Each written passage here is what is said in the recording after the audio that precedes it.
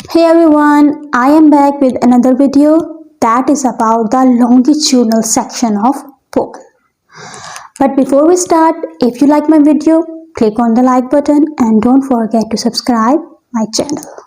Let's start. अगर हम longitudinal section की बात करते हैं, जस्ट लाइक अगर ये आपके पास एक लॉन्ग बोन है, इसको हम इस तरह से कट करें, ठीक है, तो आपको इस तरह का पार्ट नजर आएगा, that is called the longitudinal section. अपनी प्रीवियस वीडियो में मैंने ट्रांसवर्स सेक्शन को डिस्कस किया था, जिसमें मैंने बोन को ऐसे मिड से कट आउट किया था और उसका इस तरह से सेक्शन मैंने डिस्कस किया था। अब मैंने बोन को लॉन्गिट्यूडनल सेक्शन में जो है वो कट आउट किया है और उसके स्ट्रक्चर को डिस्कस करना है। अगर आप किसी भी बोन को लॉन्गिट्यूडनल सेक्शन में कट आउट करते हैं तो आपको उसके टू मेन पार्ट्स नजर आते हैं। एक पार्ट कहलाता है डायाफिसिस और दूसरा पार्ट कहलाता है एपिफिसिस। अगर हम डायाफिसिस की बात करते हैं, जस्ट लाइक, तो ये एक शैफ्ट है जो आपको ये नजर आ रही है, यहाँ से लेकर यहाँ तक ट्यूब के फॉर्म में एक शैफ्ट है, ठीक है, ये वाली।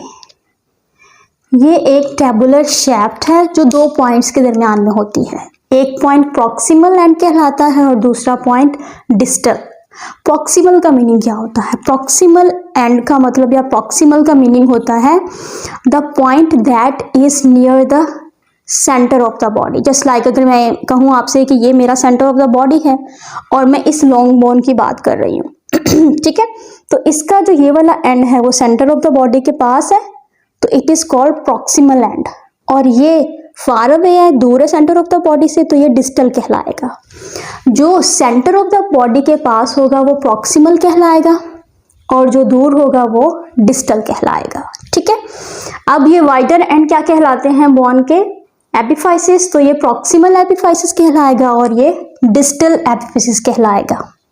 इन दोनों पॉइंट्स के दरमियान में जो आपको एक लॉन्ग शैफ्ट ट्यूब के फॉर्म में नजर आती है, दैट इज कॉल्ड डायाफिसिस और शैफ्ट, ठीक है। अब इसके अंदर एक होलो रीजन होता है, खाली रीजन, ठीक है, that is called medullary cavity. उसको हम क्या बोलते हैं? Medullary cavity. उस मेडुलरी कैविटी के अंदर होता है shallow bone marrow. What about the function of yellow bone marrow? the function of yellow bone marrow is to store the fats in your body. आपकी बॉडी के फैट्स को store करता है, ठीक है।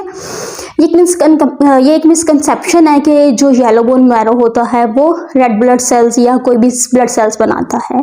सर्टेन कंडीशंस में येलो बोन मैरो तो blood cells बनाता है। जस्ट लाइक अगर आपकी बॉडी से बहुत ज़्यादा अमाउंट में ब्लड जो है वो निकल गया है, आपकी बॉडी ने बहुत ज़्यादा ब्लड लूज कर दिया है, ठीक है, तो उस कंडीशन में जब खून की बहुत कमी हो गई तो येलो ब्लड सेल्स जो होते हैं वो क्या काम करते हैं? येलो बोन मैरो जो है वो ब्लड सेल्स बनाने का काम करते हैं। अदरवाइज उनका फंक्शन है टू स्टोर फैट्स, ठीक है। और जो रेड बोन मैरो होती है उसका काम होता है टू प्रोड्यूस ब्लड सेल्स। आपको पता है कौन कौन से ब्लड सेल्स होते हैं? Red blood cells, white blood cells और प्लेटलेट्स, ठीक है। अब हम डायाफिसिस की बात कर रहे हैं, that is a long shaft inside which a hollow region is present which is called medullary cavity। उसके अंदर शैलो बोन मैरो होती है और इसकी वॉल्स होती हैं वो हार्ड और डेंस बोन की बनी होती हैं, that is called compact bone, ठीक है। अब हम इसके सेकंड रीजन को डिस्कस करते हैं, दैट इज कॉल्ड एपिफिसिस। मैंने जैसे आपको बताया कि इसके जो वाइडर एंड्स हैं, एक ये और एक ये क्या कहलाते हैं? मेटाफाइसिस। मेटाफाइसिस ये क्या कहलाएगा? प्रॉक्सिमल, क्योंकि ये सेंटर ऑफ द बॉडी के पास है। जस्ट लाइक अगर मैं इस बोन की बात करती हूँ, ठीक है, तो ये प्रॉक्सिमल और ये डिस्टल एंड कहलाएगा। प्रॉक्सिमल एपिफिसिस और ये क्या कहलाएगा? डिस्टल एपिफिसिस।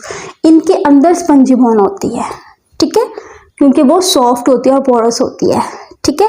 इसके अंदर स्पंजी बोन होती है और उसके अंदर रेड ब्लड सेल्स होते हैं, ठीक है।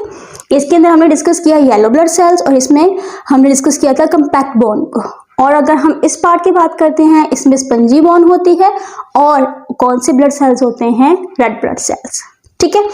और रेड बोन मैरो होती है, उसके अंदर येलो बोन मैरो होती है, ठीक है। अब इसमें एक और चीज होती है, दैट इज कॉल्ड मेटाफिसिस। अगर हम एपिफिसिस और डायाफिसिस के दरमियान वाले रीजन की बात करें तो जहां पे वो कनेक्ट हो रहे हैं उस रीजन को बोलते हैं मेटाफिसिस। उस रीजन को बोलते हैं मेटाफिजिस, ठीक है।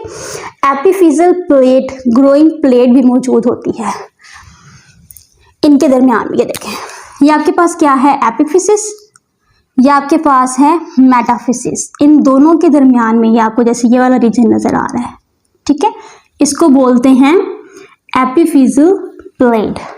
ये वो प्लेट होती है जहां पर सेल्स मौजूद होते हैं और यहाँ से बोन की ग्रोथ अकर करती है, ठीक है।